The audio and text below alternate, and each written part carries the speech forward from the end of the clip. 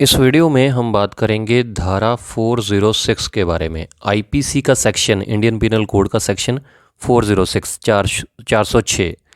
तो ये धारा क्या कहती है? देखिए, इसमें विश्वासघात करने की सज़ा के बारे में बताया गया है। सबसे पहले मैं आपको बता देता हूँ, जो आईपीसी का सेक्शन 405 है 405, उसमें डेफिनेशन दी गई है कि विश्वासघात क्या होता है। विश्वासघात को अगर इंग्लिश में बोलें तो जो लॉ की लैंग्वेज में, तो उसको बोला जाता है criminal breach of trust. Criminal breach of trust का मतलब है कि किसी का ट्रस्ट को तोड़ना। मतलब कोई आप जो है इलीगल तरीके से किसी के विश्वास को तोड़ देते हैं, किसी के भरोसे को तोड़ देते हैं। पहले इसमें विश्वास का होना ज़रूरी है। मतलब कोई ना कोई, अगर आपका कोई जान पहचान का होगा, उसी पर आप विश्वास करेंगे। तो पहले आपका ट्रस्ट होना ज़रूरी है उस इंसान पर, और उसके बाद वो आपका ट्रस्ट तोड़ देता है। गलत तरीके से वो आपका ट्रस्ट तोड़ देता है। किस तरीके से? मतलब अपने फ़ायदे के लिए, जिसमें आपका कोई फ़ायदा ना हो, आपका सिर्फ नुकसान ही नुकसान हो।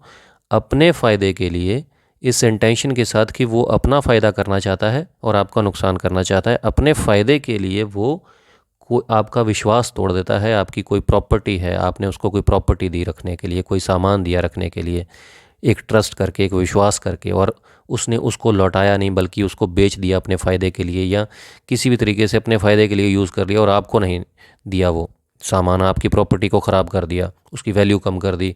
किसी तरीके से अपने फ़ायदे के लिए उसने उस प्रॉपर्टी को यूज़ कर लिया, पैसों को यूज़ कर लिया, ज्वेलरी है या कोई भी सामान है या कोई प्लॉट है।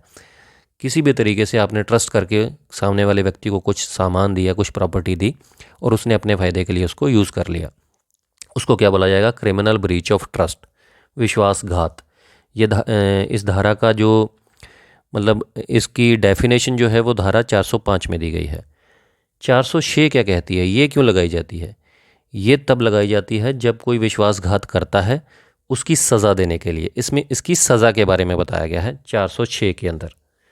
अब इसमें सज़ा कितनी मिलती है? विश्वासघात करने की सज़ा कितनी है? देखिए, इसमें 3 साल तक की सज़ा का प्रावधान है। अगर कोई किसी पर विश्वासघात करता है तो उस पर 406 आईपीसी का सेक्शन लगता है, क्रिमिनल ब्रीच ऑफ ट्रस्ट करने का, और इसमें 3 साल तक की सज़ा का प्रावधान है।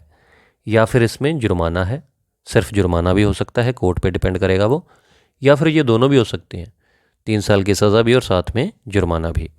देखिए, 406 में एग्जांपल दे देता हूँ आपको कि जब कोई वाइफ अपने हस्बैंड पर केस करती है, ज़्यादातर आपने देखा होगा 498 का जो केस होता है, डाउरी का केस, उसमें साथ में 406 आईपीसी का सेक्शन भी लगा होता है। वो क्यों लगा होता है? 406 ऑलरेडी हम बात कर चुके हैं कि विश्वासघात की पहले विश्वास होना चाहिए, ट्रस्ट होना चाहिए। तो इसमें ये कहा जाता है कि जो लड़की वाले हैं वो एक ट्रस्ट करके, एक विश्वास करके सामान देते हैं, जो डाउरी देते हैं, जो भी चीज़ें देते हैं अपनी बेटी को, दहेज में कह सकते हैं आप, तो वो अपनी बेटी को देते हैं।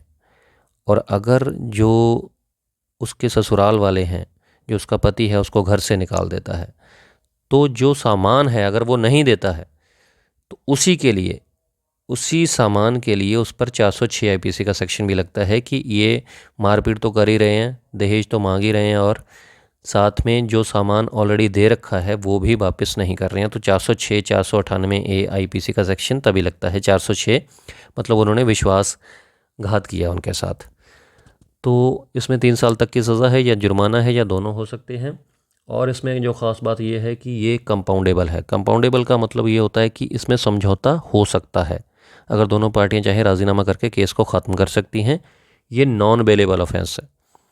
नॉन बेलेबल ऑफेंस का मतलब होता है कि ये गैर जमानती अपराध है।